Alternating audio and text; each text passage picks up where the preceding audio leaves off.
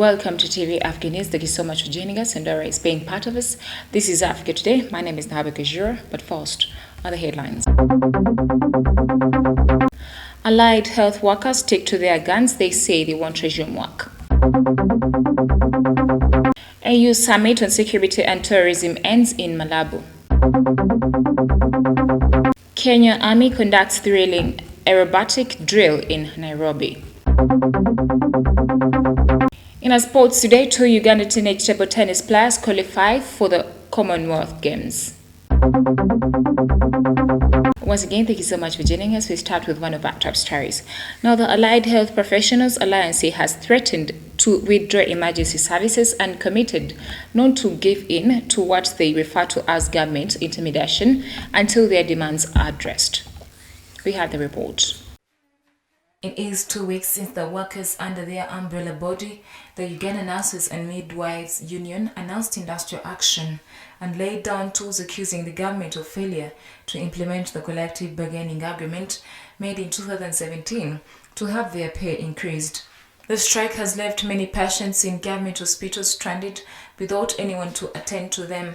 Last week, the government gave a 3-day ultimatum to the striking workers to return to work, or else they will be sacked for absconding from duty. But in a statement issued over the weekend, the chairman of Allied Health Professionals Alliance, Dennis Alibu Patrick, say they will not return to work until their issues are addressed by the government. Alibu said that they were shocked that even after writing a number of letters to the government leaders, they only came to see intimidation from the Prime Minister to be fired from work. He said that they cannot object to the discussion or positions of the government if they are engaged to an agreement or common position on the issues regarding the straining nurses. The workers also threatened to withdraw emergency services and committed not to give in to government intimidation of sacking them. Moving on, the Minister of State for Kampala and Metropolitan Affairs, Kabuye Fatogabye, has appealed to fathers to fully engage themselves in the parental roles other than leaving their children to teachers and mothers. Now, Kabuye was presiding over the awarding ceremony of the COVID-19 Implementing Partners by the Aga Khan Foundation. The National Planning Authority report of 2021 projected that over 30% out of the 15 million learners that were in schools before the COVID-19 pandemic hit Uganda were likely not to return to school. The percentage translates into 4.5 million learners across the different education levels. The report highlights that as the impacts of the recession triggered by COVID-19 hit families, many children may be forced out of school into labor markets. Girls are likely to be much more affected than boys, with many forced into early marriages. There has been a significant surge in school dropout for girls and child marriages. And people, when I say this, I'm speaking from a very informed position. As we hear, we handle, in the High Court, we handle criminal prosecutions. For every list that will come before you, you're going to have about 52% defilement cases. Without exception. And in every region. So you can imagine that was before the COVID-19. While officiating over the awarding ceremony of the COVID-19 Implementing Partners by the Aga Khan Foundation, Minister of State for Kampala and Metropolitan Affairs attributed child marriages to absentee fathers who leave their parental responsibilities to women and teachers. He urged men to take up their responsibilities as parents. And the unfortunate bit that most of these teenager pregnancies are in the responsibility are being by the parents themselves. The fathers. Can you imagine? How can you be interested in your own child you've raised? And this girl is just 14 years. Where did she get all that beauty? Fathers will become more sperm donors than fathers. And you know this one? When I speak like this, fools go into my Twitter and they start talking nonsense. So, fathers, stop becoming sperm donors. We want you to become parents. A number of non-government organizations were recognized for their outstanding performance in the COVID-19 response, which include Reach a Hand Uganda, which helps teenage mothers, Donor Center for Autism, which supports children and young people with autism, Chambogo University School of Special Needs, among others. So by partnering with the European Commission, we've managed to leverage funds and grant to 10 civil society organizations and grassroots organizations to impact the development of Uganda in the areas of people living with HIV/AIDS, people living with autism, and also to stimulate the economy in Uganda in many ways. So for example, that's in the tourism sector. One of the biggest tranches of funding was to the tourism sector and figuring out how we can regionalize tourism and stimulate the local economy and their interest in our local treasures here in Uganda. Over 700 people benefited from the COVID-19 response projects by Aga Khan Foundation and the European Union, which included special needs organizations, groups of people living with HIV, among others. Nalugo Muyingo, Africa Today. Well, thank you so much for your report. So we'll take a quick break. We shall come back with the international news.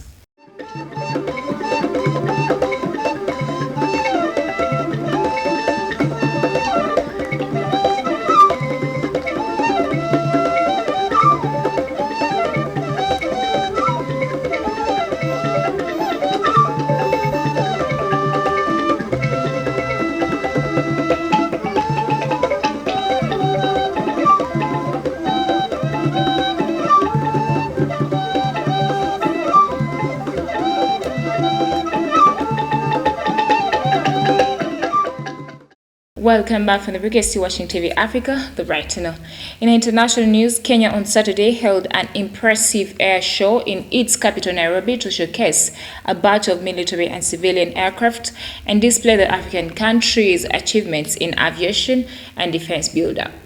The air show was jointly held by Kenya Defense Forces and Aero Club of East Africa in Uhuru Gardens, Kenya's largest memorial park, seen as the birthplace of the country. At the event, the Kenya Wildlife Service conducted an anti-poaching drill to demonstrate know-hows in saving wildlife from poachers.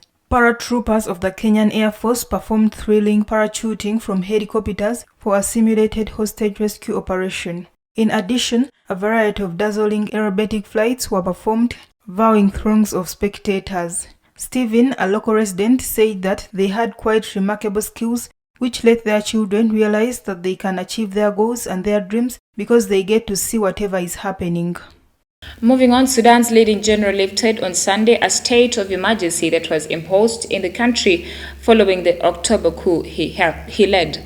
The country experienced over the weekend yet another day of protest against the military coup. The ruling military authorities in Sudan lifted on Sunday the state of emergency imposed since October military coup and recommended the people detained under an emergency law shall be freed. The decision by General Abdel Fattah Burhan, head of Sudan's ruling Sovereign Council, came hours after the Security and Defense Council, Sudan's highest body that decides on security matters, suggested.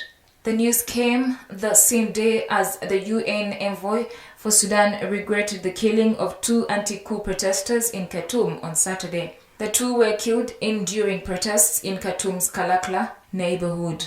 One was shot dead by security forces and the other suffocated after inhaling tear gas, according to the Sudan Doctors Committee, which is part of the pro-democracy movement. Saturday's protests were part of relentless demonstrations across the country. Hundreds of people marched in the capital demanding the return of constitutional order. Medical groups say that nearly 100 demonstrators were killed since the protests began late last year. The lifting of the state of emergency comes after repeated calls by local groups and foreign governments. Moving on, lawmakers in the Central African Republic voted on Friday to abolish the death penalty. Now, the law was passed by acclamation as the Speaker of the National Assembly made the announcement. For the legislation to become law, President Faustin still has to issue it. Rights group Amnesty International welcomed good news and urged him to do so. According to Mary Jane, a resident, the president has decided to abolish the death penalty. In any case, they strongly support that decision because taking someone to hang him or her and to kill him or her is not normal. Maxime exclaimed that the car has joined this list of countries which have accepted the total abolition of death penalty, which is a great source of joy. The last official execution in the Central African Republic took place in 1981. In the intervening period, the justice system has no longer requested the death penalty against a convicted person, though the possibility of capital punishment remained. This will no longer be the case. The Central African Republic follows Chad in 2020, and Sierra Leone last year is banning capital punishment of the African continent in recent years. Last Tuesday, Zambian President Hakainde Hichilema announced that he asked Parliament to consider removing the death penalty from the laws of the land. Legislative proposals to this end also advanced in Ghana. African heads of state closed the 2 extraordinary summits in Malawi on Saturday, with leaders pointing out at terrorism, bad governance, and coups d'etat could have causal links and aggravate the humanitarian crisis that plague the continent. We have the details.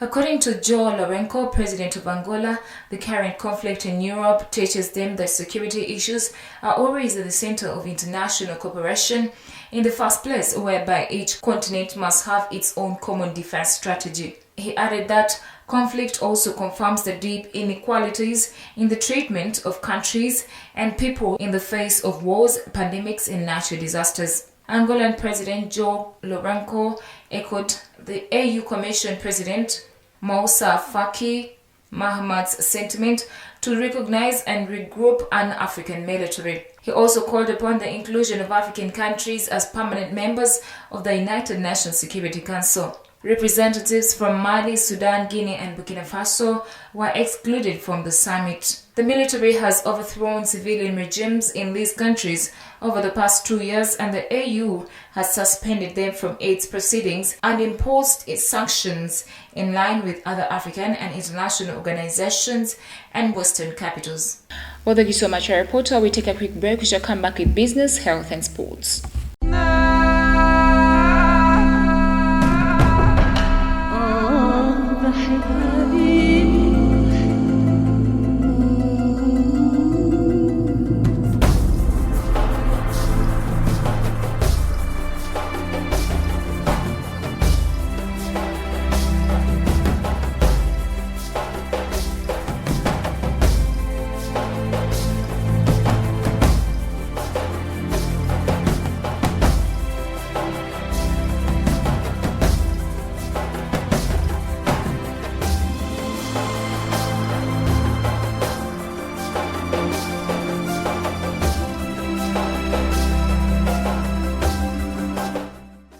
Welcome back from the break. You're still watching TV Africa, the right to know. In a business news today, the Democratic Republic of Congo said that it will suspend Rwanda air flights and summoned Kigali's ambassador after authorities accused Rwanda of supporting the M23 rebel group. Now, Kinshasa this week said Kigali was backing the March 23 movement, which Rwanda denies amid renewed clashes between the Congolese army and the militia in the east of the country. Take a look at the story. The Democratic Republic of Congo authorities said late on Friday that it would take conservative measures against Rwanda, which included blocking flights from the national carrier. The decision was taken after an extraordinary meeting of the Superior Defense Council chaired by Congolese President Felix Tshisekedi. The Communications Minister Patrick Muyaya said that it was decided to immediately suspend flights from the Rwanda Air Aviation Company to the Democratic Republic of Congo and summon the Rwandan ambassador to notify him of the total disapproval of the Congolese government. Rwanda Air responded on Saturday by cancelling with immediate effect all flights to Kinshasa, Lubumbashi and Goma, according to a statement by the airline. The Congolese government alleges that the Rwandan government is supporting M23 rebels in the country's east, citing military equipment apparently found along with testimonies from locals and images captured by soldiers. Kinshasa also accuses Kigali of scapegoating a peace process being mediated by Kenyan President Uhuru Kenyatta, who holds the rotating presidency of the East African Community Group.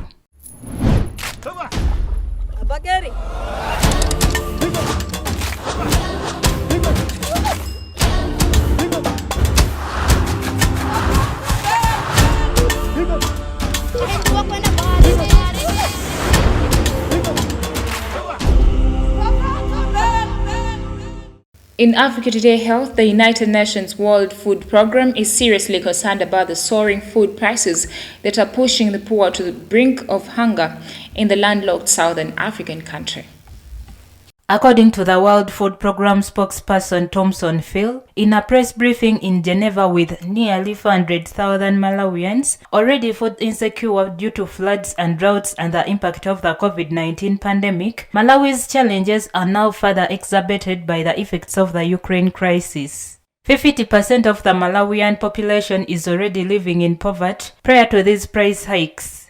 The disruption of global keys serious surprise after Russia's invasion of Ukraine on 24th February is pushing up fuel, fertilizer, and food prices globally, hitting hard the most vulnerable populations. In an intent to reduce the impact of inflation, Thomson Phil explained that the government of the Malawi removed the value-added tax on some of its commodities since 1st April, but prices for commodities such as cooking oil have increased by 300% since November 2020. On average, the WFP assists 1.5 million people each year in Malawi. The agency was forced to reduce assistance to the 400,000 people in need of food last year due to the climate shocks by providing 75% of a normal ratio size. Similarly, 46,000 refugees have been receiving 50 to 75% ratio since May 2019. Well, thank you so much for being a loyal audience from how we started from. Don't forget to subscribe to our YouTube channel. We shall keep updating you. It is TV Africa, the right to know.